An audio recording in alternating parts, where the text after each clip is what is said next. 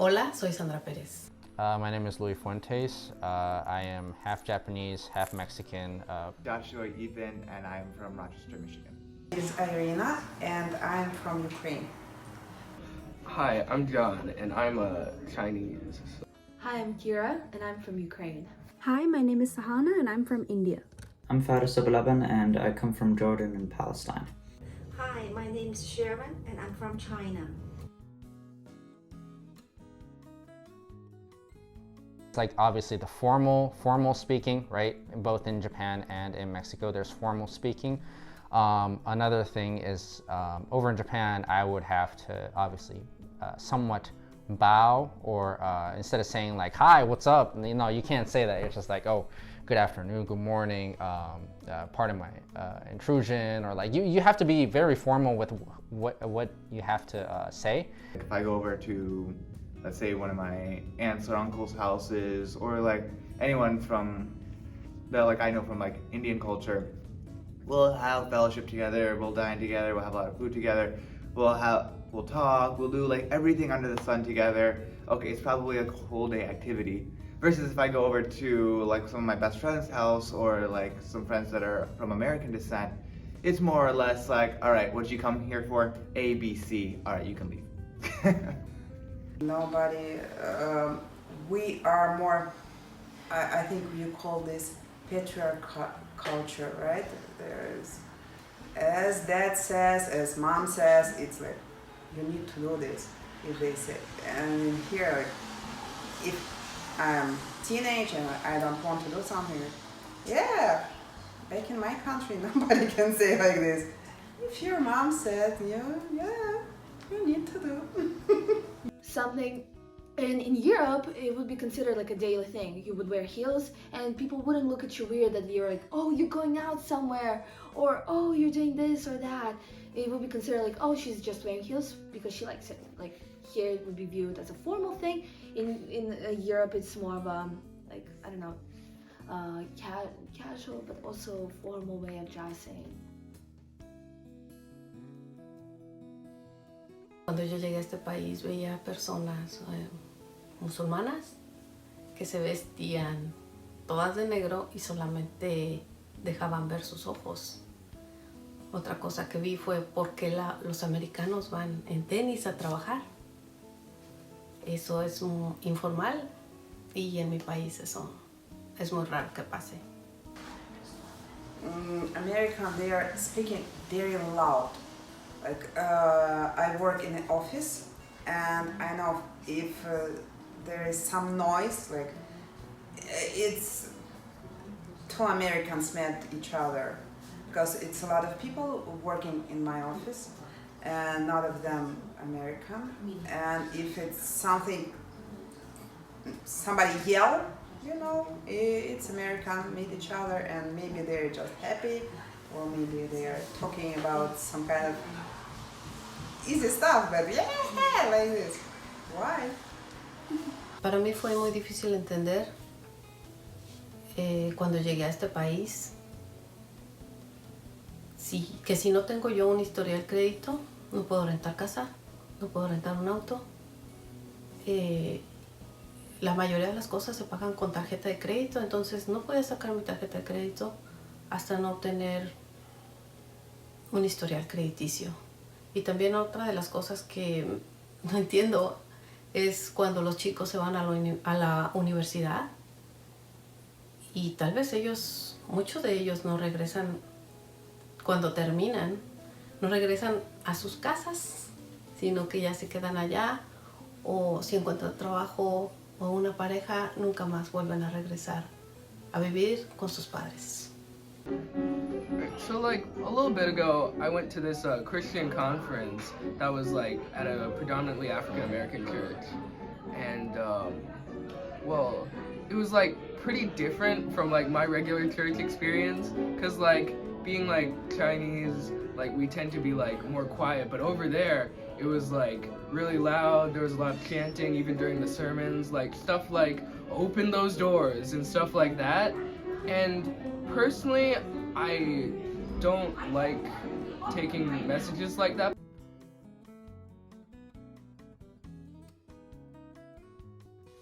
One of the cool experience was we had a neighbor who's from Syria. They invited us for a dinner. They introduced us with pita bread, and also they taught us how to make the grape leaves wrapped with rice, which is very delicious.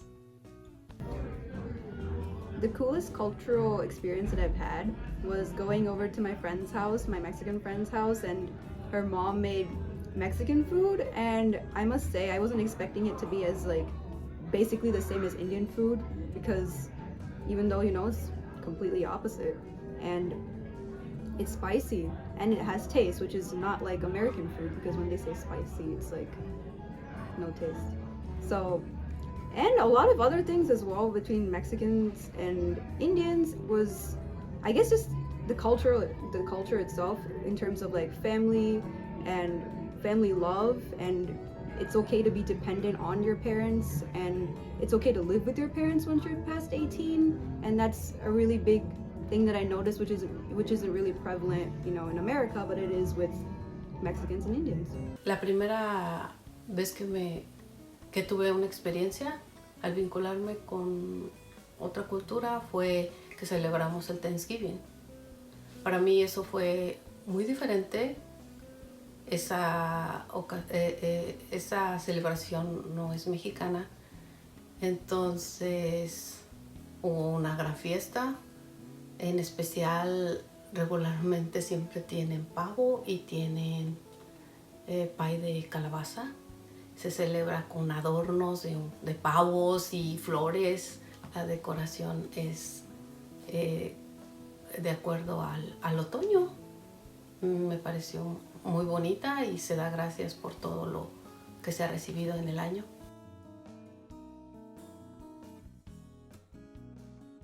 One thing that I've noticed is in European and American cultures is that they encourage pursuit of arts and sports, especially during school, because as an Indian it's mostly like academics, but here I'm allowed to pursue like my musical passions, my like gymnastics, and on top of like sciences and math, and I think that's a really cool thing as you grow up to an adult. So I think that African Americans are very resilient, okay? Because, you see like a lot of racism and stuff, and that's like a lot to go through on like a routine basis, I guess, like depending on where you live. And one of my friends actually, one of my older friends, grew up in an impoverished area.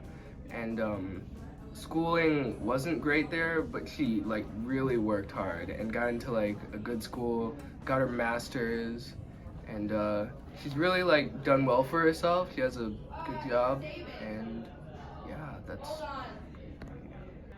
Okay, so a strength I noticed, I'm gonna talk about Americans, is their confidence and their courage to just do whatever they want, go for it, fight for what they want, and they will always try to make it work. It'll be the most random, crazy ambition, but they'll still somehow find a way to make it work and succeed. But even if they don't and it fails, they still have the optimism to think positively, come back and do something better or fix themselves. And I think, personally, I think that's pretty cool. The ability to get knocked down and then stand back up, that's something strong they have.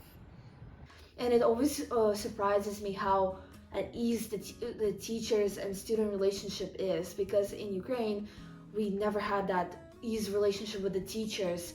Like we could never come up to them and talk about daily life like we could with the teacher. Like our teachers wouldn't ask, "Oh guys, what you did this weekend?" We would just go straight up to the lesson. And in America, it was very interesting how they are always like so ready to teach and like to teach. And I'm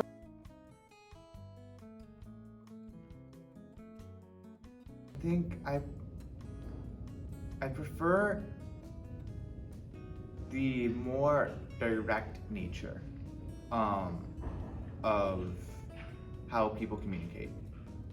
In Indian societies, people are generally way more direct with what they want, how they want it. And from an outsider's perspective, it can come off as like, whoa, that was pretty rude, that was pretty mean.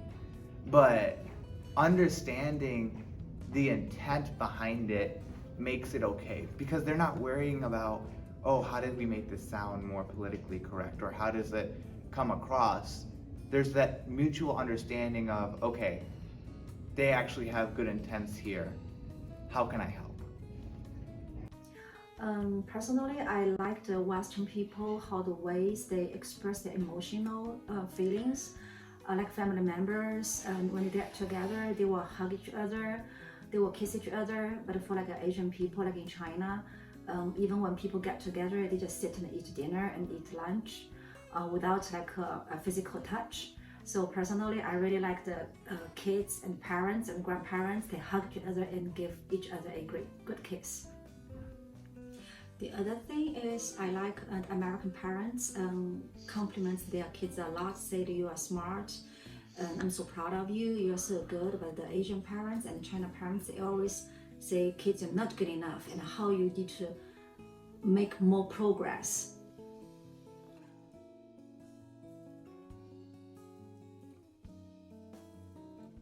Algunas similitudes culturales, tenemos muchas. En costumbres y tradiciones, celebramos Navidad, Año Nuevo, tenemos comida muy similar como hot dogs, hamburguesas, pancakes, biscuits, etc. My culture is very similar to all Eastern Europe cultures. Like my culture is similar to Russian, Belarusian, Romanian. I think it's a lot of different culture which my culture is similar to. And one thing I noticed about similar cultures, or not really similar, but similarities, is that between Asian cultures, like me as an Indian, we have a notion of a cow being holy because it gives milk, and we think of it as like the bringer of life and things. So one of our holidays is like Dashera, and it's on the 9th day we celebrate cows. And I just find it similar, like in the Chinese culture, they also have a lot of like, they respect animals and things, such as the Chinese New Year. Every single year is a new animal, and I don't really know much else about that, but it's just interesting to see that we all have the same ideas of, you know, worshiping animals. Okay, so Arabic food has actually a lot of similarities to Asian or Chinese food.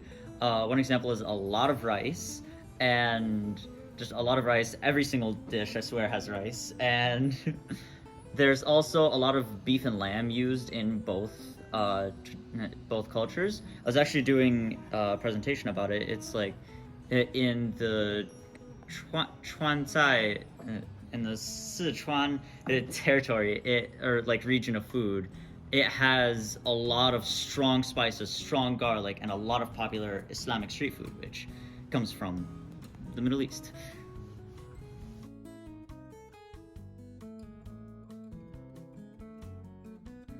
Okay, so something similar I've noticed between my culture and like friends I've talked to, Asian friends, Chinese, Korean, is the fact that there's not as much expression around the family for love, for emotions, mental health, anything like that.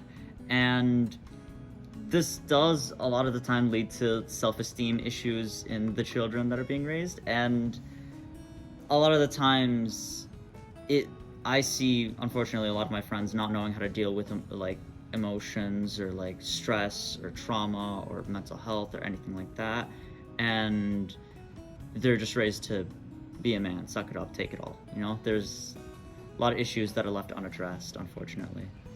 I've seen, like, in Ukraine and Mexico, everybody loves to party. Like, if they party, they threw a big party. And in Ukraine, we also threw a huge party. We have so many relatives come over this small apartment. We all cramp in and we just, like, you know, talk and laugh and joke. And something that I saw in a lot of Mexico is like also people like to party and they like to connect. I feel there's a lot of similarities in between the China and Indian grandparents. Like in Chinese families, whenever the child needs help, the grandparents will move from another city, join their kids, live together. They help the kids to pick up their grandson, granddaughter from the school, and even drive the grandson, granddaughter to the school in the morning.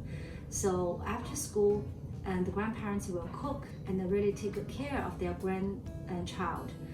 Similarity to the Indian parents, I find that they do the same thing. They will move from the city, live there with their Indian kids, and then so do the exact same thing as the Chinese family.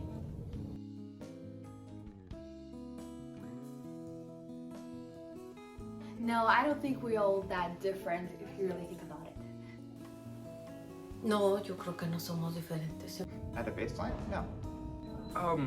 I guess like between cultures, we're different in many ways, yeah. They've got different hair.